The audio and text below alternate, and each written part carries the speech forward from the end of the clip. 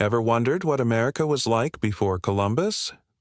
Forget the simple stories of empty wilderness. The truth is far more epic, a story of empires, innovation, and millions of people living across two vast continents. For thousands of years, long before a single European ship appeared on the horizon, this was a world teeming with life and incredible civilizations. Today, we're journeying back in time to uncover the real story of the first Americans. This isn't just a history lesson, it's a rediscovery of a lost world that shaped the one we live in today. So, let's start our journey in North America. Imagine vast, open plains stretching as far as the eye can see. This was the realm of the great bison herds, and where there were bison, there were people. Tribes like the Lakota, Cheyenne, and Comanche were masters of this environment. Their lives were intricately woven with the rhythm of the seasons and the movement of the herds. They were nomadic, but this wasn't aimless wandering. It was a sophisticated, sustainable way of life. Every part of the bison was used, its meat for food, its hide for clothing and shelter, its bones for tools. Their societies were built on deep spiritual connections to the land and a profound respect for nature. They were expert hunters, skilled artisans, and storytellers who passed down their history through generations, not in books, but in songs, ceremonies, and oral traditions that are still alive today. But the plains were just one piece of the puzzle. Further to the southwest, in the arid landscapes of present-day Arizona and New Mexico, the ancestral Puebloans were accomplishing architectural marvels. They weren't living in teepees, they were building entire cities into the cliffsides. Think of Mesa Verde, with its stunning cliff dwellings. These weren't just simple homes, they were multi-story apartment complexes, housing hundreds of people, all built with incredible precision using stone and mortar. They were also master farmers, developing sophisticated irrigation systems to grow corn, beans, and squash in the challenging desert climate. Their intricate pottery and mysterious petroglyphs carved into rock faces hint at a rich ceremonial life and a deep understanding of their world. These were stable, organized societies that flourished for centuries. Now, let's travel south into the dense, humid jungles of Central America. Here, amidst the calls of tropical birds and the shadows of towering trees, the Maya civilization rose to incredible heights. When we say city, we're talking about sprawling metropolises like Tikal or Calakmul, with stone pyramids so tall they pierced the jungle canopy. These weren't just monuments, they were centers of science, art, and religion. The Maya were brilliant mathematicians and astronomers. They developed the concept of zero independently, a feat few cultures achieved. They charted the movements of the stars and planets with astonishing accuracy, creating complex calendars that were more precise in some ways than the ones used in Europe at the time. And they wrote. The Maya developed the most advanced writing system in the ancient Americas, a complex script of hieroglyphs that recorded their history, their myths, and their royal lineages. We can still read many of these stories today, thanks to the painstaking work of archaeologists and linguists.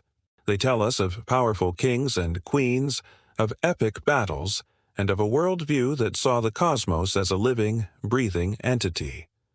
The decline of their great cities remains a topic of debate, but their legacy in art, science, and writing is undeniable. They were a true classical civilization, on par with ancient Greece or Rome, hidden away in the heart of the jungle. As the Maya influence waned in some regions, another powerhouse emerged to the north, in the Valley of Mexico, the Aztec Empire. Their story is the stuff of legend. According to their own history, they were guided by their god to find a new home, and they found it on a swampy island in the middle of a lake.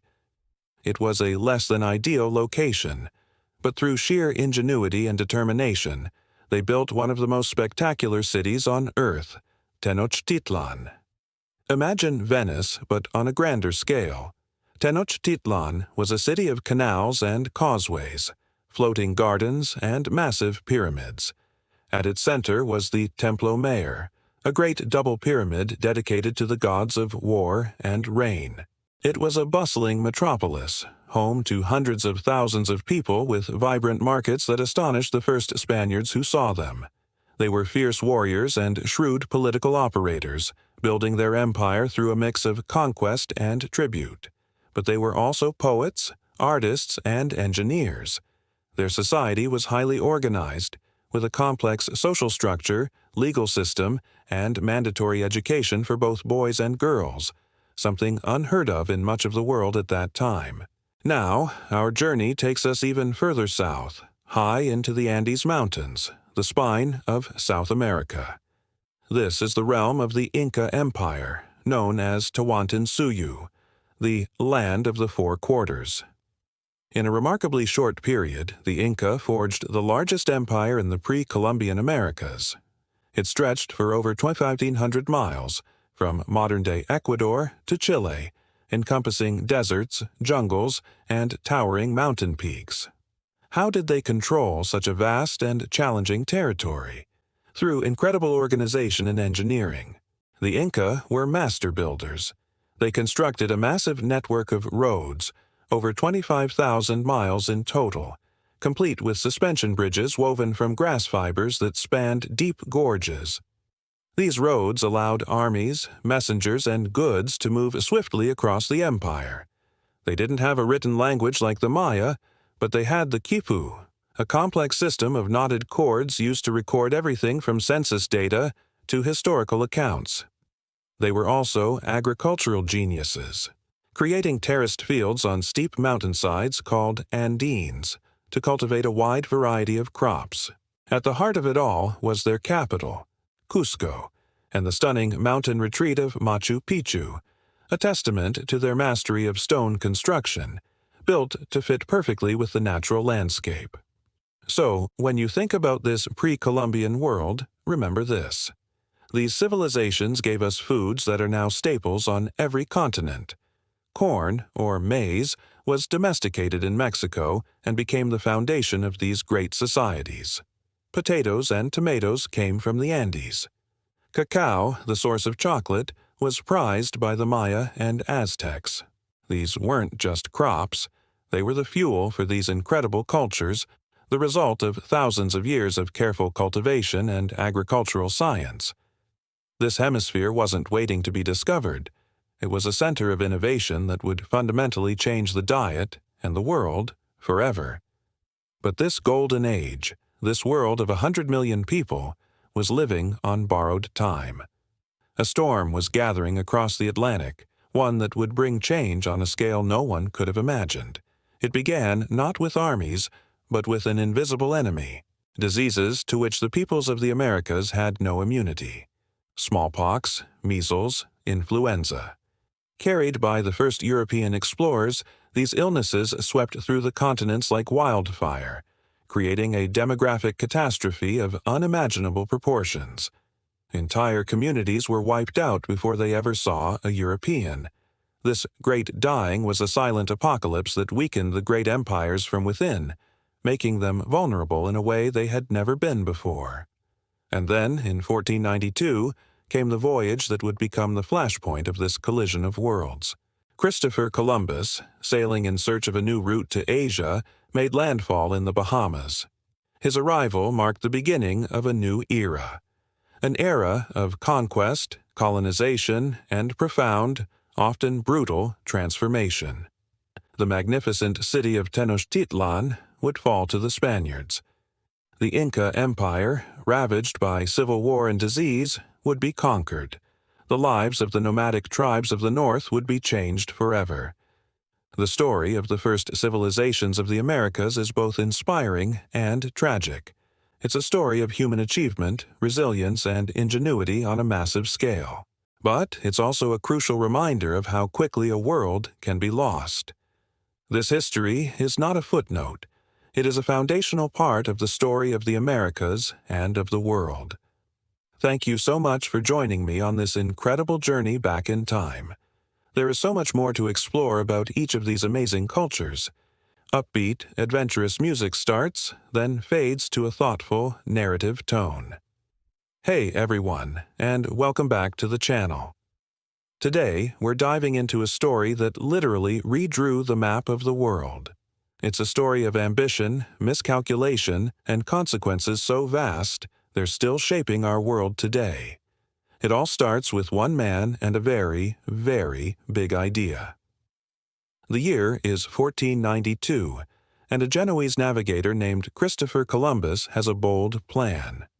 He's convinced he can find a new, faster route to the riches of Asia by sailing west, across the vast, uncharted Atlantic. The logic seemed sound, at least to him. The world was round, so if you sailed far enough west, you should eventually hit the east. After years of rejection from various European courts, he finally gets the backing he needs from the Spanish monarchs, Ferdinand and Isabella. With 3 small ships, the Niña, the Pinta, and the Santa Maria, Columbus and his crew set sail from Palos, Spain, into the great unknown. For weeks, they see nothing but an endless expanse of blue. The crew grows restless, fearful they've sailed off the edge of the world. Tensions are high, but then, on October 12, 1492, a lookout spots land. Columbus is ecstatic. He believes he's reached the East Indies, just as he planned. He even calls the native people he encounters Indians. But he wasn't in Asia. He had stumbled upon something entirely different, a world that Europeans didn't even know existed. From the European perspective, this was a monumental discovery. It was the New World, a land of unimaginable opportunity, ripe for exploration, conquest, and conversion. It kicked off an era we now call the Age of Discovery. Ships from Spain, Portugal, and later other European nations began crossing the Atlantic, eager to claim a piece of this vast new territory. For Europe, this moment was the beginning of a golden age, an explosion of wealth, power, and influence that would propel the continent to global dominance. But what was a discovery for one group of people was an invasion for another. For the millions of indigenous people who already called these lands home, Columbus's arrival was not a discovery. It was the beginning of an unprecedented catastrophe. The Europeans brought with them something far more deadly than their swords and cannons: diseases. Smallpox, measles, influenza, illnesses that were common in Europe but completely alien to the Americas. The native populations had no immunity. These invisible killers swept through communities, wiping out entire villages. Historians estimate that in the decades following European contact, over 80%, and in some areas more than 90%, of the indigenous population perished. It was one of the greatest demographic collapses in human history. And the devastation didn't stop there.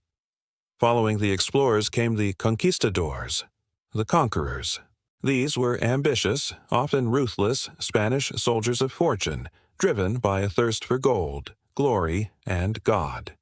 In 1521, a small force led by Hernán Cortés, aided by rival native factions, and the devastating impact of smallpox managed to overthrow the mighty Aztec Empire, a civilization of millions centered in the magnificent city of Tenochtitlan, modern-day Mexico City. The stories of Cortés burning his ships to ensure there was no retreat have become legendary, a testament to his sheer, audacious ambition. Just over a decade later, another conquistador, Francisco Pizarro, achieved a similarly astounding feat far to the south. With fewer than 200 men, he captured the Inca emperor Atahualpa and brought the sprawling, sophisticated Inca Empire in the Andes Mountains to its knees. The Inca, already weakened by civil war and disease, were no match for the Spanish combination of steel weapons, cavalry, and strategic deception. The once great empires of the Aztecs and Incas, which had flourished for centuries, were shattered in a remarkably short period. With these empires conquered, the Spanish began a systematic plunder of their wealth. Immense quantities of gold and silver, mined and smelted by forced indigenous labor, were loaded onto treasure fleets and shipped back to Spain. This massive influx of precious metals fueled the Spanish economy, funded its wars, and profoundly altered the economic landscape of all of Europe. Great port cities like Seville became hubs of a new global trade network. But this wealth came at a staggering human cost. The mines of Potosi, in modern-day Bolivia, became a symbol of this brutal exploitation, a mountain of silver that consumed the lives of countless indigenous laborers. While Spain was busy consolidating its vast empire in Central and South America, another European power was turning its gaze to the northern part of the continent. England, a latecomer to the colonization game, had different ambitions. They weren't finding massive empires of gold and silver like the Spanish. Instead, their focus was on settlement, on establishing permanent agricultural colonies. These early English colonists were a diverse group. Some were searching for religious freedom, like the Pilgrims who landed at Plymouth Rock. Others were seeking economic opportunity, a chance to own land and build a new life far from the rigid social structures of England. Beginning with Jamestown in 1607, a series of small, fragile English settlements began to dot the Atlantic coast. Life was incredibly hard. These early colonists faced starvation, conflict with native tribes, and the immense challenge of taming a wilderness. Unlike the grand, centralized Spanish colonial administration, the English colonies were largely left to their own devices, developing unique identities, economies, and systems of self-government. From the tobacco plantations of Virginia to the bustling port towns of Massachusetts, these 13 distinct colonies grew and evolved.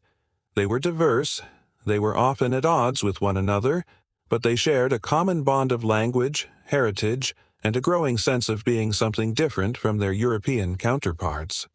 They were developing a new identity, forged in the crucible of the American wilderness. And though they couldn't have known it at the time, these 13 disparate English settlements, scattered along the edge of a vast continent, were laying the groundwork for a revolution. They were the seeds from which a new nation, the United States of America, would one day spring. The arrival of Columbus in 1492 set in motion a chain of events that not only led to the downfall of ancient empires, but also paved the way for the rise of a new one. And that's where we'll leave it for today. The story of how those 13 colonies went from loyal British subjects to rebellious revolutionaries is a tale for another time.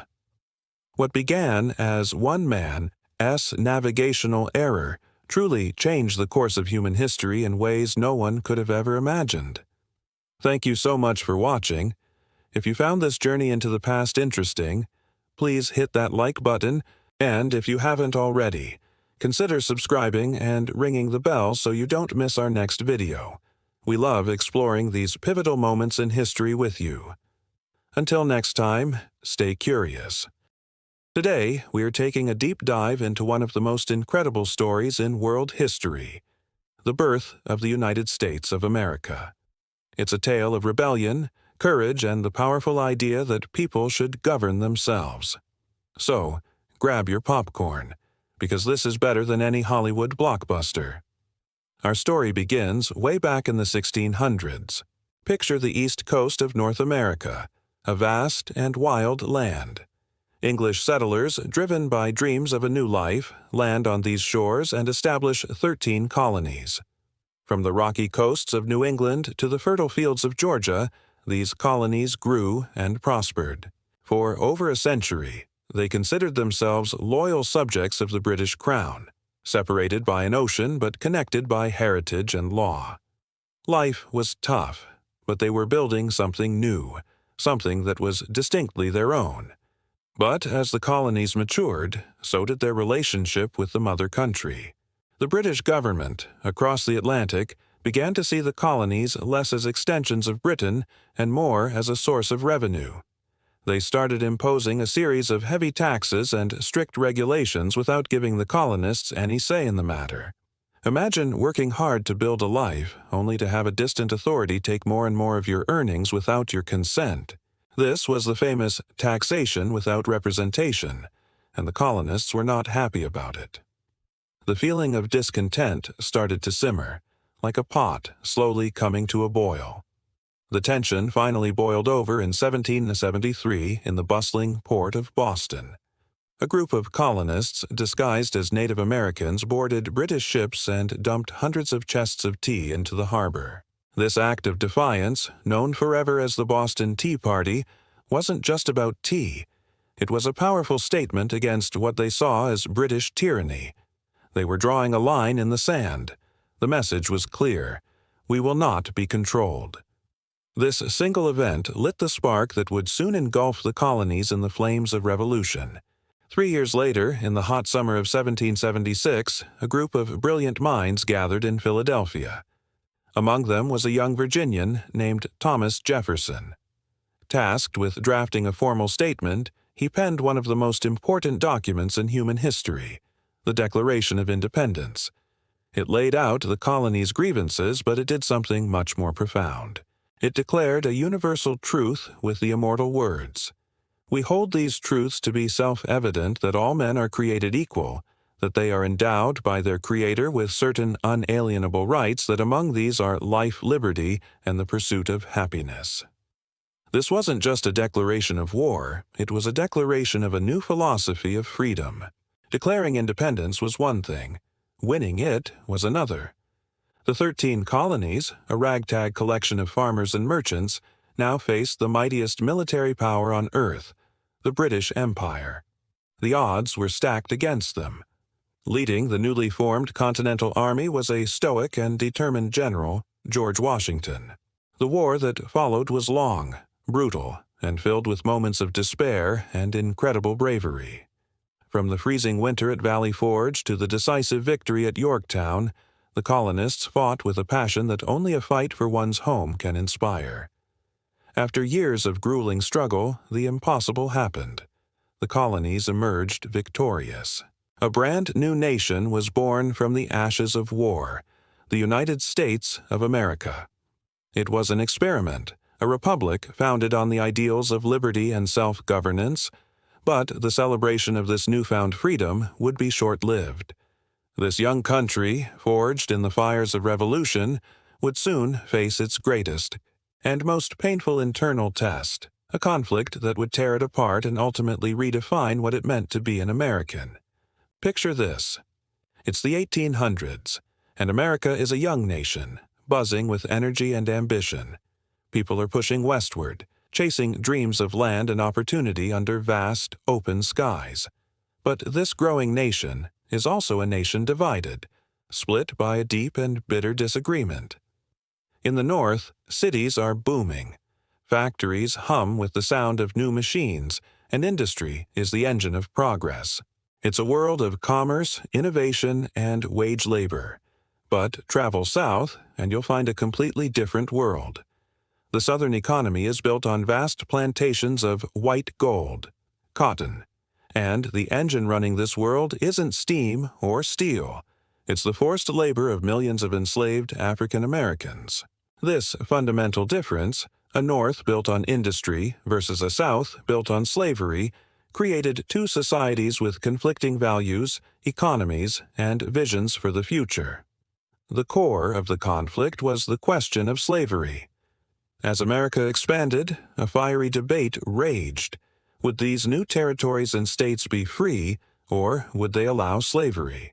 Abolitionists in the North grew louder, condemning slavery as a moral evil, while Southerners fiercely defended it as essential to their way of life and economy. Every political compromise felt like a temporary patch on a deep, festering wound. The tension was electric, and everyone could feel that something had to give. The nation was a powder keg, and the fuse was getting shorter. In 1861, the explosion finally came. The American Civil War began. This wasn't a war against a foreign enemy. It was a war of brother against brother, neighbor against neighbor. It tore families and communities apart, pitting Americans against each other in a brutal, heartbreaking conflict. The scale of the fighting was unlike anything the country had ever seen. Battles with names like Antietam, Gettysburg, and Shiloh became synonymous with unimaginable carnage. Over the course of 4 years, this war would become the bloodiest in American history. More than 600,000 lives were lost, a staggering number that left a scar on the soul of the nation. Amidst this terrible conflict, a pivotal moment arrived. In 1863, President Abraham Lincoln issued the Emancipation Proclamation. This powerful decree declared that all enslaved people in the Confederate States were thenceforward and forever free. It was a monumental step, transforming the purpose of the war. It was no longer just about preserving the Union, it was now also a fight for human freedom. However, the promise of freedom did not instantly translate into equality. The chains of bondage were broken, but the shadow of racism remained long and dark. For generations to come, African Americans would have to continue their fight for basic civil rights and an end to segregation. Finally, in 1865, the guns fell silent. The North's industrial might and larger population proved decisive, and the Union was victorious. The nation, though battered and bruised, was once again whole. The United States was preserved, and slavery was abolished. But the cost of that unity was immense. The country had to rebuild not just its cities and farms, but its very identity. The Civil War answered the question of whether America would remain one nation, but it left behind a legacy of loss and a long, difficult road toward healing and true equality, a journey that continues to shape America today. The name, coined by Mark Twain, sounds dazzling, doesn't it? An age of gold. But, as Twain hinted, it was a thin layer of glitter covering some much harsher realities. So, grab a seat, and let's peel back the gold to see what life was really like in late 19th century America. The Civil War had just ended, leaving the nation scarred but also poised for a radical rebirth. And rebirth it got. The decades that followed were an explosion of industry, invention, and ambition, unlike anything the world had ever seen. America was on the move, and its engine was the railroad. Imagine, before the war, crossing the continent was a perilous, months-long journey. But with the completion of the Transcontinental Railroad in 1869, that journey was cut to just a week. Suddenly, the vast expanse of the American West was open for business. Resources, people, and goods could now flow from the Atlantic to the Pacific, stitching the country together with thousands of miles of iron and steel.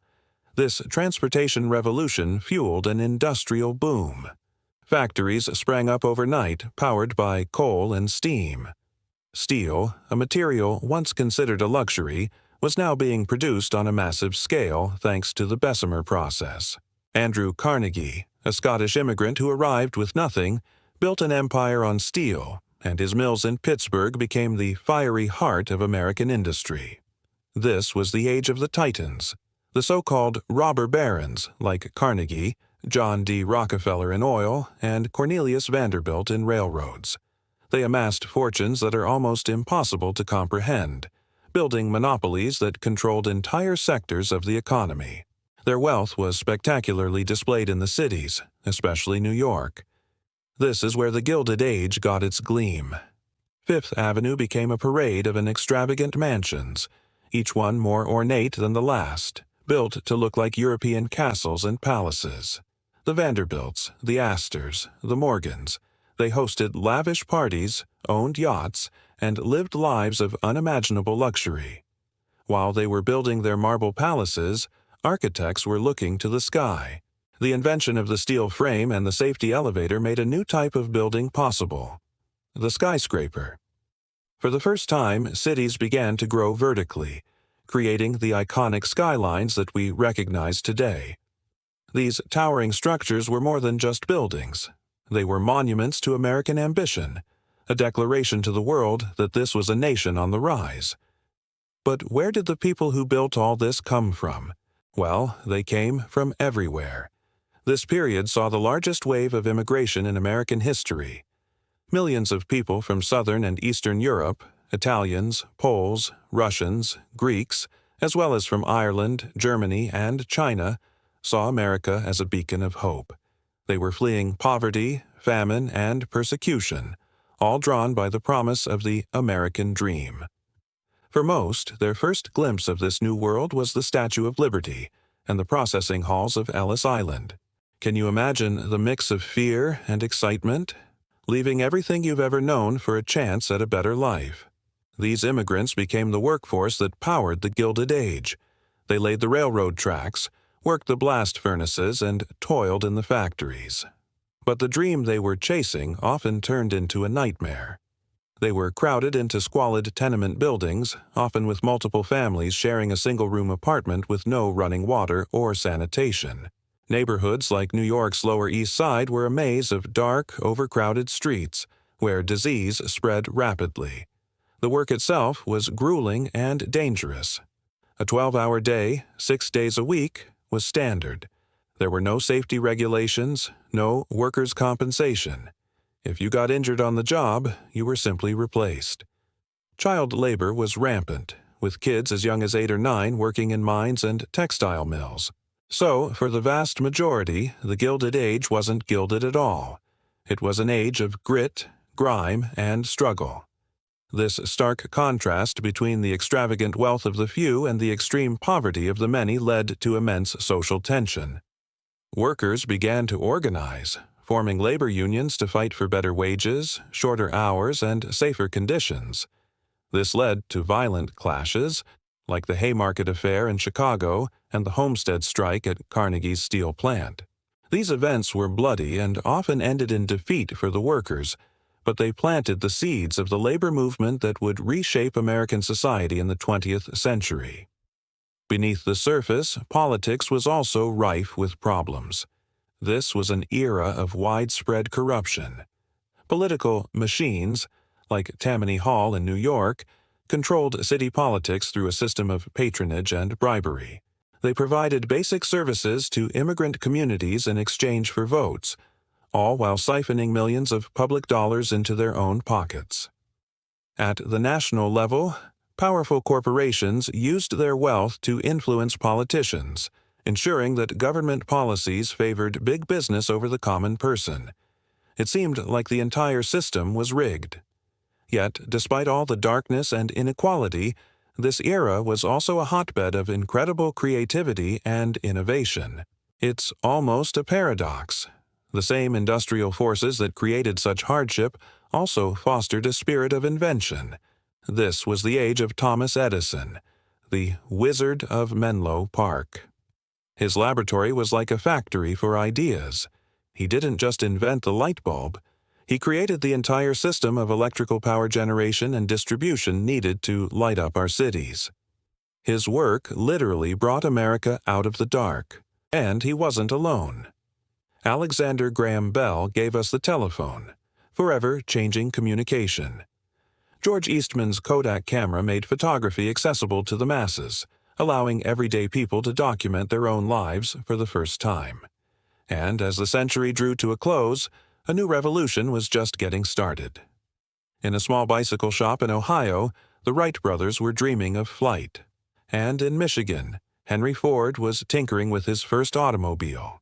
His vision wasn't just to build a car, but to build a car that his own workers could afford, an idea that would give birth to the assembly line and put America on wheels. So, the Gilded Age is a story of contradictions. It was an age of robber barons and struggling workers, of glittering palaces and grim tenements, of political corruption and world-changing innovation. It forged the America we know today, a nation of immigrants, a global industrial powerhouse, and a place where the pursuit of the American dream continues to define the national character. It laid the groundwork for the 20th century, setting the stage for America's emergence as a global superpower. It's a complex and fascinating story, and understanding it is key to understanding the challenges and triumphs that still shape our world. Thanks so much for watching. What part of the Gilded Age do you find most interesting? The inventions, the tycoons, the immigrant experience? Let me know in the comments below. How did one nation, once a collection of colonies, become the world's leading superpower? The story isn't as simple as you might think, and it's full of twists that change the course of human history. Let's rewind to the early 20th century. The United States was already a growing power, but it was World War I that truly put it on the global stage.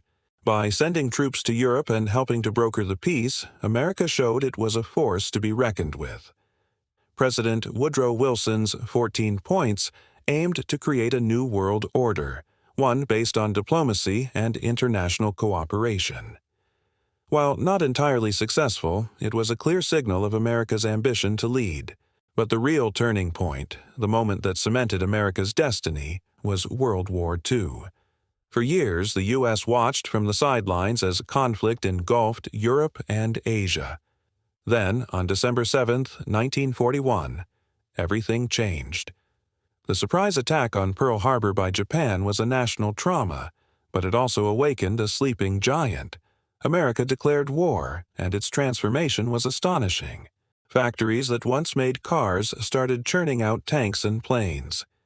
Millions of men and women from all walks of life joined the war effort, either by enlisting in the military or working in industries that fueled the fight. The scale of mobilization was unlike anything the world had ever seen. American soldiers fought bravely across the deserts of North Africa, the beaches of Normandy, and the islands of the Pacific. It was a total war, demanding immense sacrifice from everyone. Then came the moment that ushered in a new, terrifying age. In August 1945, the United States dropped atomic bombs on the Japanese cities of Hiroshima and Nagasaki. This act brought the war to a swift and brutal end, but it also unleashed the power of the atom, creating a shadow of nuclear anxiety that would hang over the world for decades.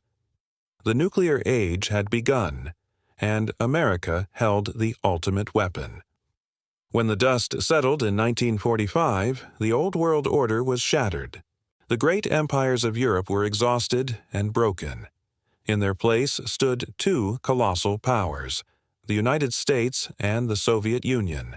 But unlike the USSR, America's homeland was untouched by the devastation of war. Its economy was booming, its industry was unmatched, and its military was the most powerful on Earth. What followed was the Cold War, a decades-long standoff between these two superpowers. It was a battle of ideologies: capitalism versus communism, democracy versus authoritarianism. This wasn't a direct war with battles and front lines, but a global chess match played out through proxy wars in places like Korea and Vietnam, an arms race that pushed humanity to the brink of annihilation, and a space race that took us to the moon. During this time, American culture spread across the globe. Hollywood movies, rock and roll music, and blue jeans became symbols of freedom and prosperity. American technology, from computers to the internet, revolutionized the way we live and work. The U.S. dollar became the world's reserve currency, and its economic influence shaped global markets.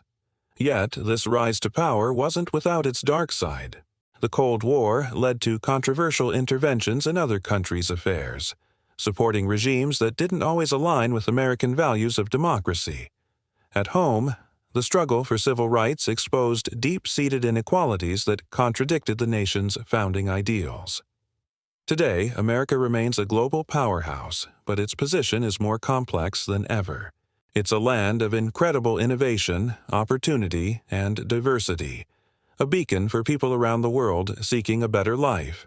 But it's also a nation grappling with its own history, a history marked by conflict, inequality, and the burdens of empire. So, what is the true story of America? Is it a heroic tale of a republic built on liberty and progress? Or is it a more complicated story of a powerful empire shaped by war and struggle? The truth, as it often is, probably lies somewhere in between. It's a story that is still being written, and its next chapter is up to all of us. Thanks for watching. If you found this journey through history interesting, please hit that like button, subscribe to the channel, and ring the bell so you don't miss our next video. See you next time.